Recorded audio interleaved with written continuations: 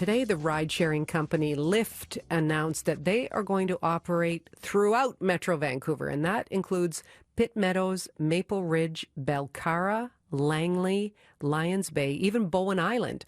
They are the first ride-sharing company to make that move in this region. The expansion takes place while BC, and then the rest of the world for that matter, is in the middle of a pandemic. So for more, we've reached Peter Lukomsky. He is the general manager of Lyft British Columbia. Peter, hello. Hello, Gloria. So a month ago, City of Vancouver signed off on this intermunicipal ride-sharing license, as they're called, so you can go in between the municipalities.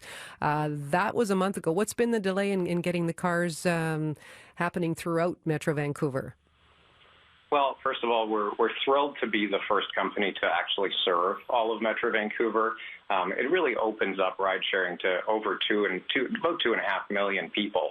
And what we wanted to do was really time this opening to the time when Metro Vancouverites are staying at home more and exploring their own region. There's just so much that this region has to offer, and some of the areas that we've expanded to now allow riders to take advantage of things like exploring Bowen Island or heading up to Lions Bay. On the other side, heading out to Maple Ridge, Pitt Meadows, even up into the Golden Ears area. Okay, well, earlier this year, we did see some pushback from Surrey's Mayor, Doug McCallum. That created quite a fuss in the Surrey area on getting ride-sharing services in the area at all. Have you had any similar pushback from other municipalities, or is everybody on board? Well, what we really saw as a positive was the passing of the intermunicipal business license. This really unlocked the whole region for companies like ours to provide the service that we offer, but also really brought down the barriers that were previously existed between the municipalities and that restricted transportation between municipalities. So we were thrilled to see all the work that went into that intermunicipal business license, thrilled to see municipalities like Surrey signing into that. And really, the support has been quite good from almost all municipalities across the region. Oh, I heard the almost. Who wasn't on board? Oh, it was early on when we had some of the pushback, some of the questions from municipalities like Surrey. Okay, like Surrey, but now they're on board. Okay. You just said yourself, Peter, that more people are staying home. We are in a pandemic. We are being asked to stay close to home. Now, how's business? Well, we were growing quite well after we launched in late January, and then mid-March really hit us. The business did severely decrease, and we thought, this was what we expected. People were being asked to stay home, and it was good that people were staying home. We did the right thing as British Columbians. What we did during that time was we really focused on the people who needed to get critical rides, whether that was people who needed to get to food banks, those essential trips to grocery stores, or getting essential workers to their jobs. So during that time, what we did was we partnered with almost 10 not-for-profits in the area, healthcare unions, food banks, others who were providing these essential services. What this did was allowed the drivers who wanted to keep driving to do that while really providing those essential rides. But what we've seen since then is we've seen Metro Vancouverites really come back, and we've seen the other types of rides, the rides to ferry terminals, to transit stations, even some rides to restaurants and bars start again. So it's nice to see people looking for a responsible and reliable way to get around the region, and that's why we felt this region expansion and really being the first to serve all of Metro Vancouver was something that we really wanted to do now. Well, with so many businesses just barely hanging on or not able to hang on through this pandemic, because, there's no doubt everybody was hit in some form. It seems kind of risky to have a business expansion in the middle of a pandemic. What was your reasoning?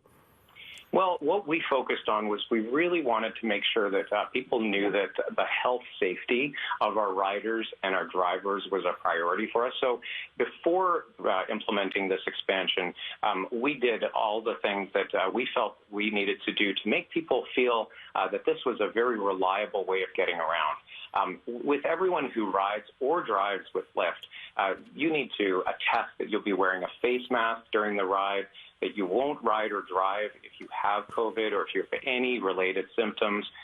That the drivers will keep their vehicles clean and windows open when they're giving a ride, and also that passengers won't ride in that front seat. And so every time a driver logs onto the app, they need to attest that they're going to follow all those rules. And once a week, riders also have to attest to that. Once we had those health safety protocols in place, that's when we felt it was appropriate to expand to all of Metro Vancouver. How many drivers have signed on to work for you here? Well, we don't share the exact number of drivers, but what we do is we welcome anyone who would like to see this as a flexible earning opportunity through incentives to I guess shoulder some of those costs associated with getting the Class 4 license and getting some of the record checks that need to be provided in order to be a rideshare driver in BC.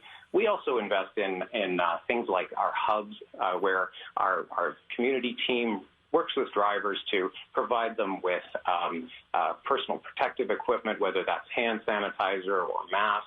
And we've got these hubs in Surrey, Richmond, and Vancouver. And we're seeing great interest from the community, great interest from people looking for this as a flexible earning opportunity. We really want to help British Columbians get back to work. And ride sharing is a flexible and an earning opportunity that anyone with a Class 4 license can take advantage of. Was that an issue, getting the Class 4 licenses? Because we know that the driving tests, everything's shut down in that realm as well. Were there people waiting, or are they still waiting to do those tests? Absolutely. With the road tests, and for a while there, the knowledge tests being suspended, it was more difficult to get drivers on board. We were optimistic that with the reopening of both road and knowledge tests, that we're going to see more drivers. And really, the Class 4 licensing process is a more difficult one than we have to deal with in other regions where we operate. But we still are seeing very strong interest. People really see this as a great potential earning opportunity.